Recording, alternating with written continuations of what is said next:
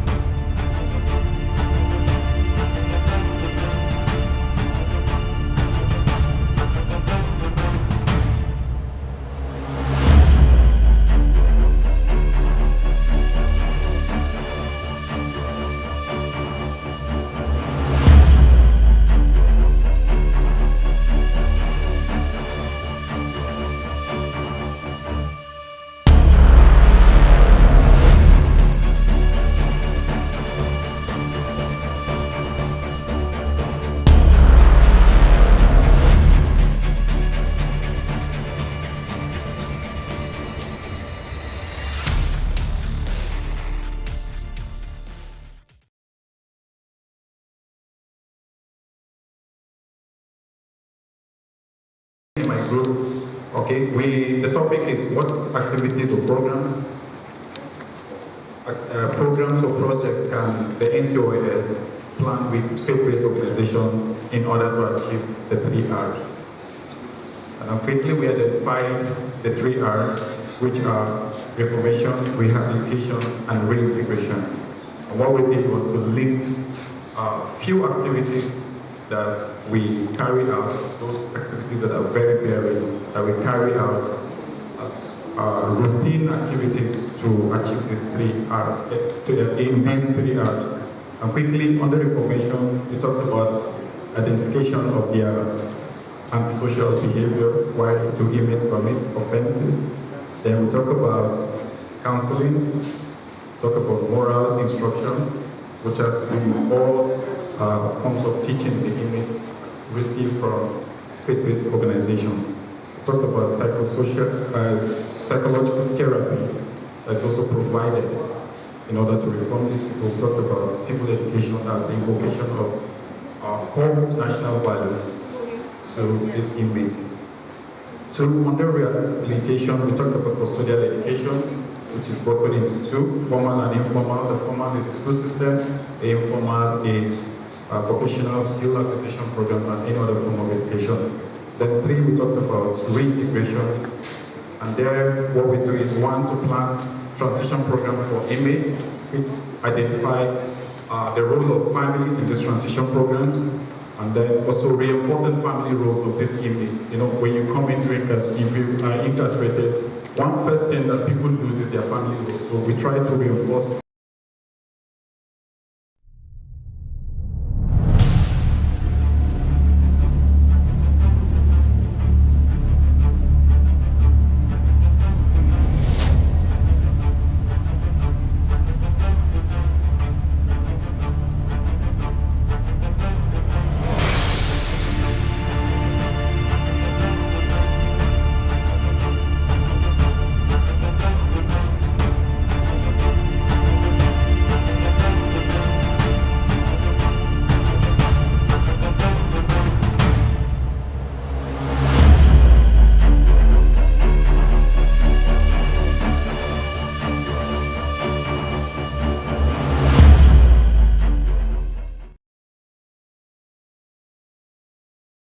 That go back, and then empowerment,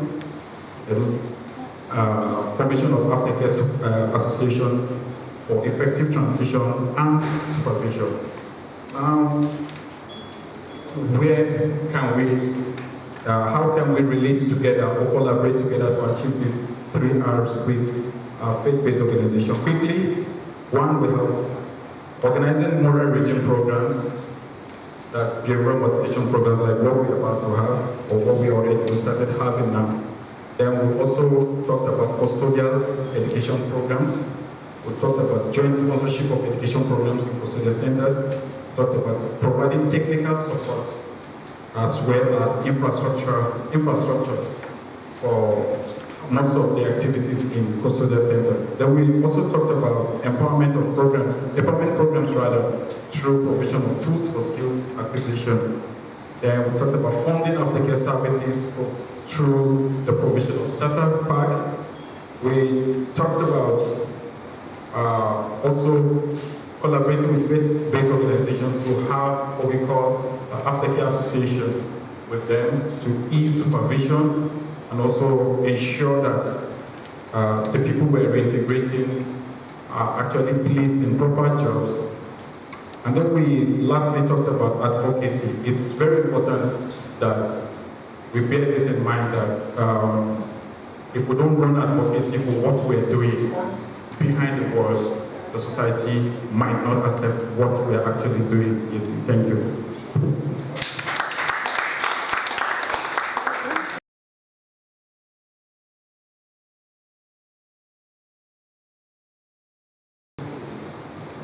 Good afternoon, I'm Ikeja. I'm standing on behalf of Group 3. Now, the question was, what activities, programs, and projects can help us plan with faith-based organization in the realization of the 3 R's? That's rehabilitation, reintegration, and reformation. Now, when we look at the 3 R's, before I would go talking about that, I would like us to note that it's very paramount that at the admission board, a lot of things happen. And at the admission board, every correctional officer is an intelligent officer. So it's expected that when you are carrying out that admission, you are supposed to spread your tentacles. You're supposed to be looking out for a lot of things. You're trying to identify the antisocial behavior of this inmate. At the same time, you're trying to see what regime or what program you would want to sell out to this inmate. Now, that admission board is a crucial place, and I always would encourage us officers to employ our dynamic security at that point in time. Now, for reformation, as I earlier said, identifying the antisocial behavior is key. Now, you need to know who are the faith-based organization you're working with. That institution, that custodial facility needs to know who are those faith-based organizations you're partnering with, because we demand so much from them. As you rightly see, because we're partnering with them, we are opportune to come for this program. So that is very important, and that is a progress for reformation. Now, another thing again is that when you introduce this program to the inmate, you need to give them an inspiration, you need to give them a foresight. Why are you selling this program? What is there? What's so good about the program that you want them to participate?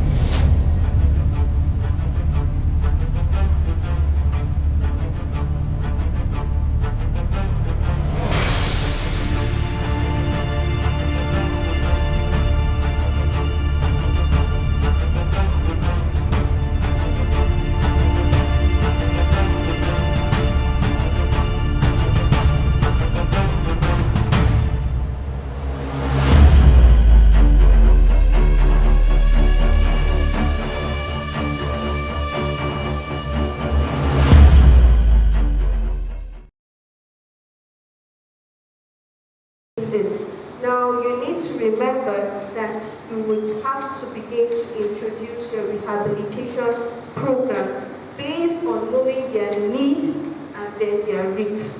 So you begin to encourage them. Remember that you have checked out their antecedents from the onset while they are there. So from that, you're beginning to build your program in their mind. You're trying to initiate the program. From my group, we have quite a number of activities that we spelled out. We have what we call the counseling. Now the counseling is at the point we know the need of the inmates. We begin to counsel them spiritually or based on morality and why to do, or reason why they need to embrace the program. Now we also have literacy and numeracy competition. It's very important. We noticed that when there is a competition, healthy competition within individuals, that helps us it pushes our drive to carry out activities. So that was one. We also talked about incentive programs. Now, incentive programs, we know that pari passu programs, we need to put it pari passu with the incentive. Incentives like food, incentives like certificates, and all of that. So it's very important. We have what we call sport activities. We have art therapy. We have that's for rehabilitation. For reintegration, we looked at visiting. It's good to visit. We also looked at the faith-based organization providing aftercare materials and also recruitment exercises at the end of it. Mentorship and coaching programs are also there. And then we also looked at advocacy where the inmates will share the good news amongst themselves. Then IEC materials. What is IEC? That's information, education, communication material. Then we can have posters, and that would remind them on their journey or why they're doing what they're doing. In conclusion, I would want to say that the programs between the faith-based organization and NCOS is a multi-dimensional program, and it's a program that we as NCOS would always want to embrace. So thanks for the opportunity.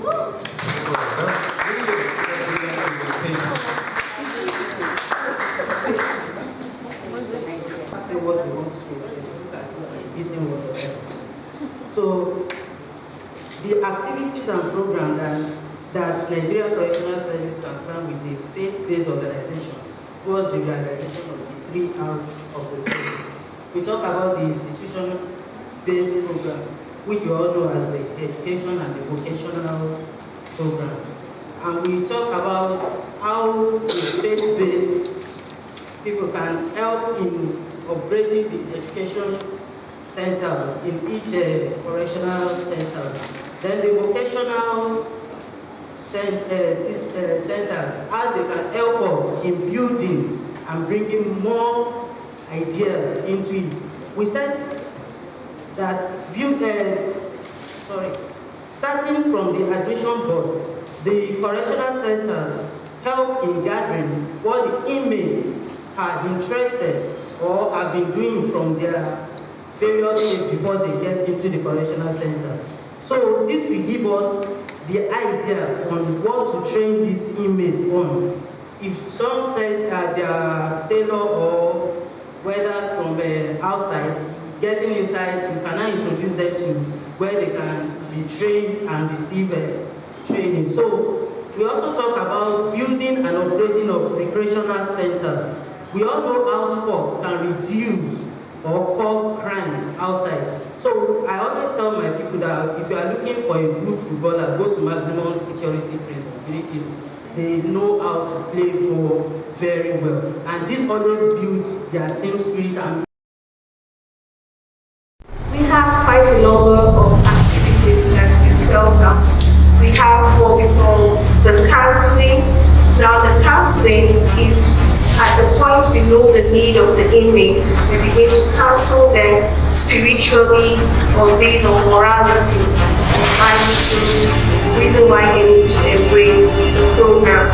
Now as we also have literacy and numeracy competition. It's very important. We notice that when there is a competition, health competition within individual, that helps us to, it pushes our drive to carry out activities.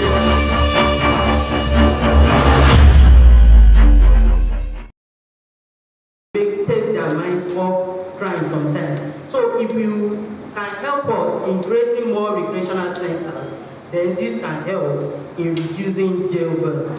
Then the aftercare program, the Nigerian Correctional Service, they are really trying. But due to overpopulated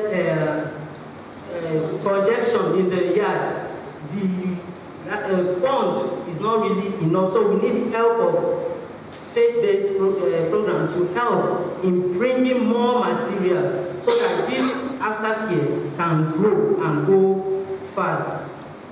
So we also talk about pre-release. This is under the integration pre-release program. This pre-release program, faith-based people can come, talk to, when they tell you that this inmate is going to be released by 14th of April.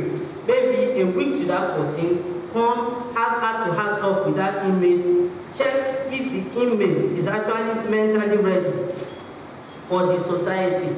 Look for how you can mentor, how you can counsel, and how you can help that particular inmate. Then also we need the help of the faith-based people to help us to enlighten the community about this inmate. We found out that most problems are with the community. They see the inmate as someone that is totally contaminated and not worthy to have a second chance. So if they can enlighten the environment, the community, on how these people have been reformed, how they have passed through rehabilitation, and how they are ready to become an employer of labor rather than dependent in the community, this will bring changes to the Nigerian Correctional Service. Thank you. Thank you very much for very brilliant presentations. Please clap for yourselves.